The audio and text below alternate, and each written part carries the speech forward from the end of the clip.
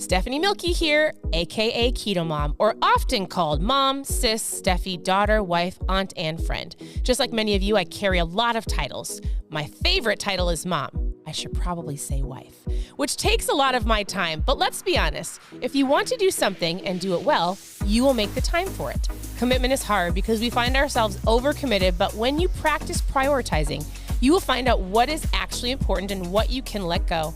With the KetoMOM podcast, you will learn together how to manage our time, commit to the most important things in life, and I will equip you with the tools you need to feel qualified each step of the way.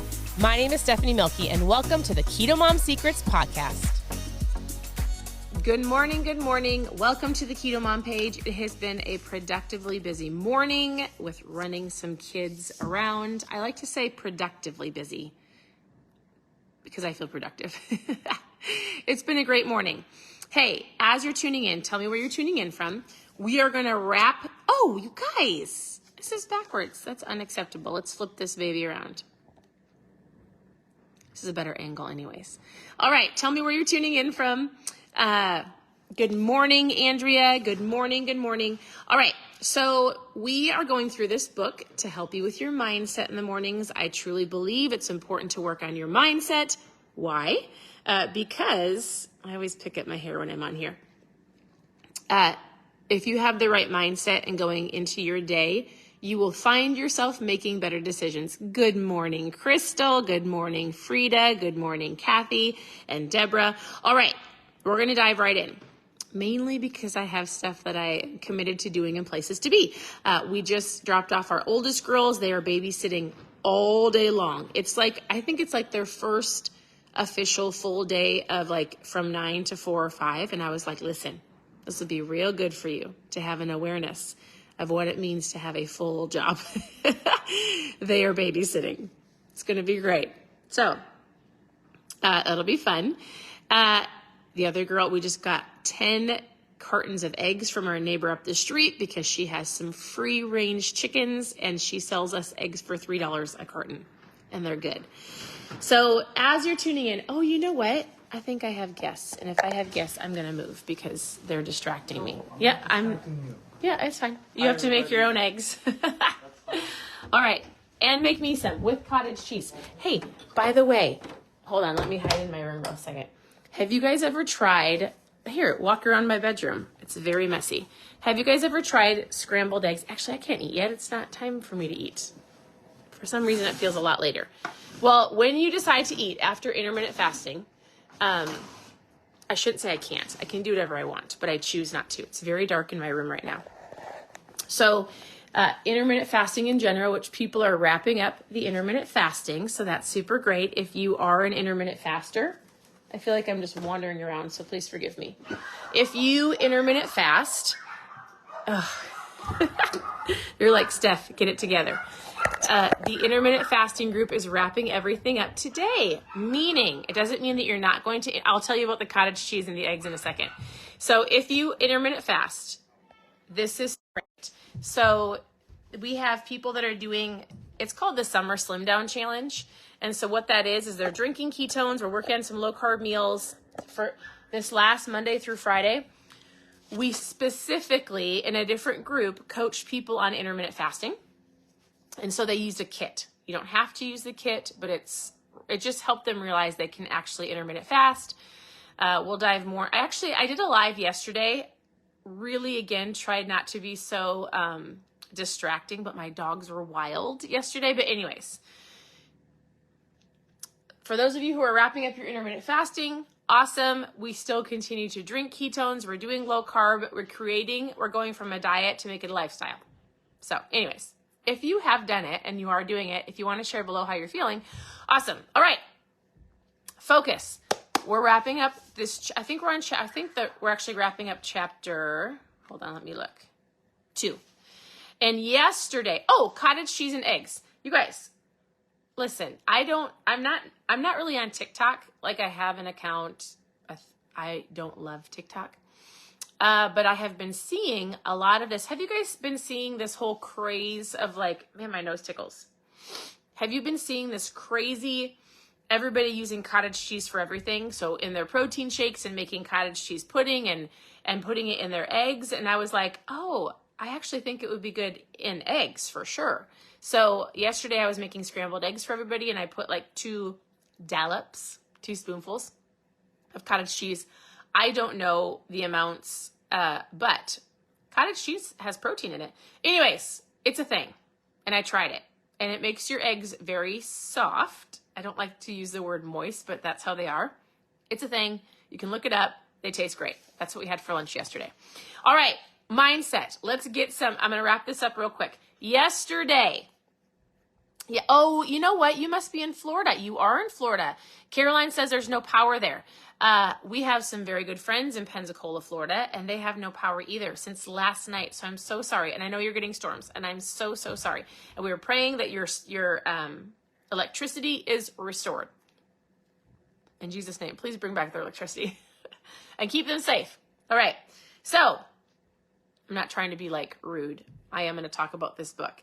But yesterday, if you watched the live, or if you didn't watch the live, this book gave you a challenge or a task, and all it was to help give you an awareness of the things that you're doing. So we said, pick one thing in your life that you want to focus on. It might be your health. It might be your finances. It might be a marriage or your relationship with your teen.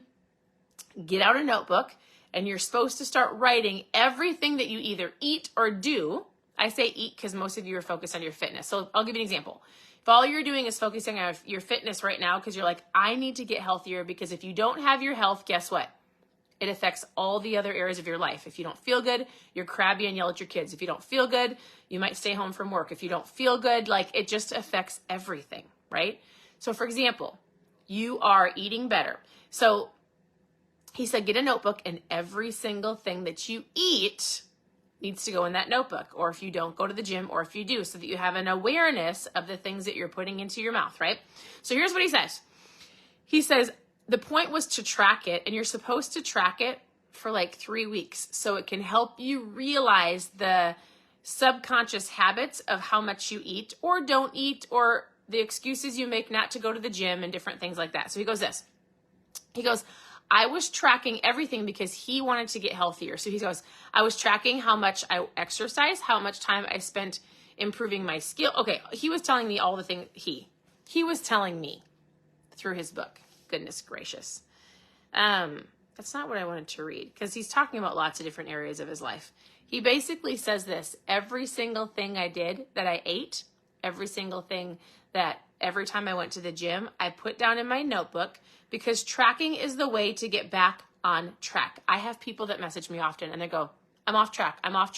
How do I get back on track? Here is the best tip for you. Get a notebook.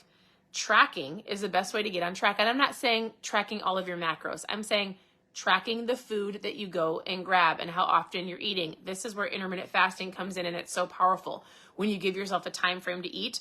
And so this book isn't designed to entertain you. It is designed to help you get results. And the results will come when you take action.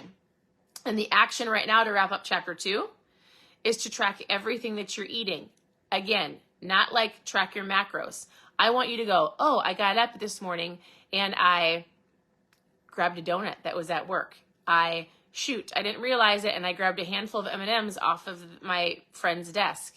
Oh, I ate a candy bar. It was just a small one out of the candy drawer. And then I ate my kids' leftovers and my other kids' leftovers. And then there was pretzels on the table. Like, you're gonna realize and go, oh my goodness, I actually am snacking a lot. I sat down at 9 o'clock at night. I wasn't hungry, but I ate half the bag of chips. The point of this is to give you an awareness so that you can get results, all right? He goes, you can't manage or improve something until you measure it, and you can't make the most of who you are, your talents and your resources and your capabilities until you are aware and are accountable for your actions. That's good. So he goes, here's what I know. He goes, I want you to know exactly how well you're doing. I'm asking you to track yourself as if you're a valuable commodity, because you are. He goes, want that idiot-proof system we are talking about? This is it. Regardless of whether you think that you're aware of your habits or not, most people are not. He goes, I'm asking you to start tracking everything I'm going to say that you're eating and they're drinking. if you want to lose some weight, which is why you're here. And remember, there's a lot more things that I'm passionate about to help give you an awareness of life. But if all we're doing is talking about losing weight, then that's going to start with you having an awareness of what you're eating and how much you're eating and what you're drinking and how much you're drinking, so that we can start changing one habit. He goes, one habit for 1 week. All right.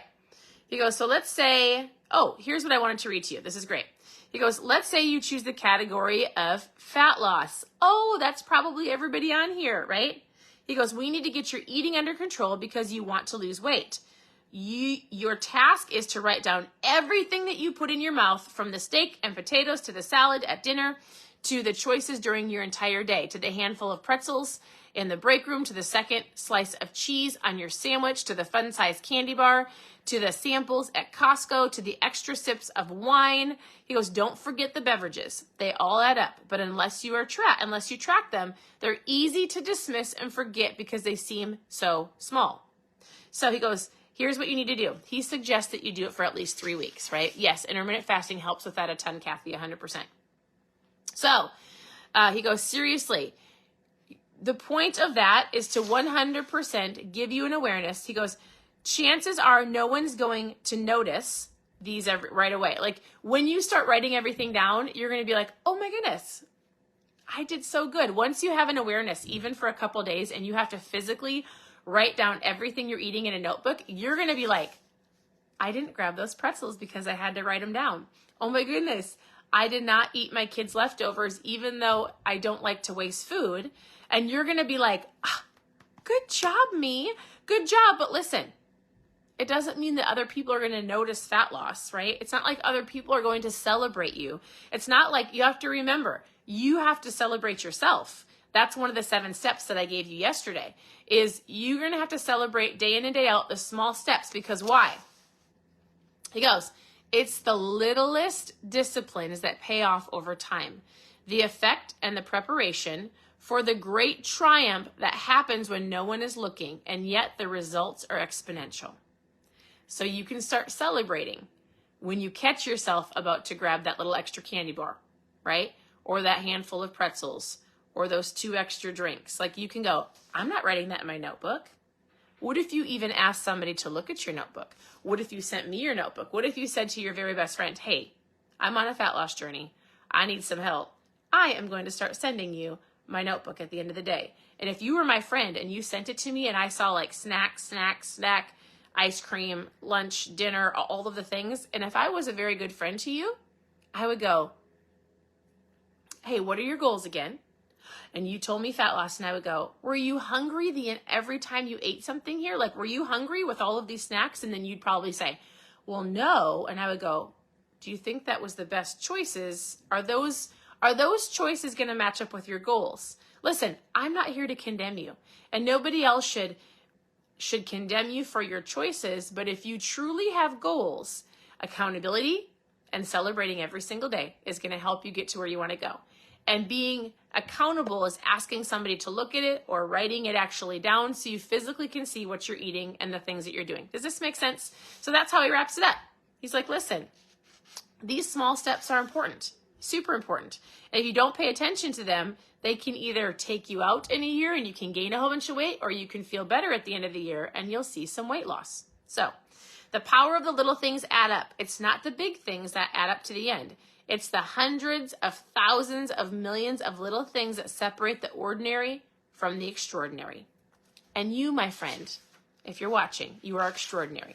So we're going to stay right there. I guess we are not wrapping up chapter 2. This is a long chapter. We'll do some more, I can't tomorrow, but well, I could if I did it at like 6 a.m. Listen, at any point in time, you can send me a message. You can ask for how to get started. I just did a video yesterday about 7 steps to either get started, get restarted, stay on track, 7 steps of these small little things that you implement every single day to help you reach your goals, right? You can tune in here every single day. You can ask questions below. You can go to ketomomsecrets.com for more help, for help on your mindset There's recipes. I'm going to be packing these babies up today. So I've got some trial packs that are going in the mail. If you've never tried them, post trial in the comments and we'll chat. Otherwise, it is going to be an amazing day. What is the goal after the intermittent fast? So for example, for those of you who are doing the intermittent fasting, and I'm actually going to head over to the customer group and talk about that, but the goal is to continue, and you can use ketones during that time. The goal is to help you realize that you just don't have to be eating all day long. To give you an awareness, like I just said, of tracking your food, is you can go, oh my goodness, I'm snacking a ton or I'm eating really late at night. It's to give you an awareness of, oh, my body doesn't actually need 5,000 calories. I like them. I'm not going to say you don't like them. So I'm going to head over to the customer group for those who asked about what's the plan after today. If you're drinking ketones, if you're my customer, if you want to know more about ketones, post trial in the comments. If you're not in my customer group, post customer group below and I'll put you in there. Yes, you're right. Okay, thank you guys for tuning in. I'll head over to the other group. I hope you have a great Friday and I'll talk to you soon. Bye.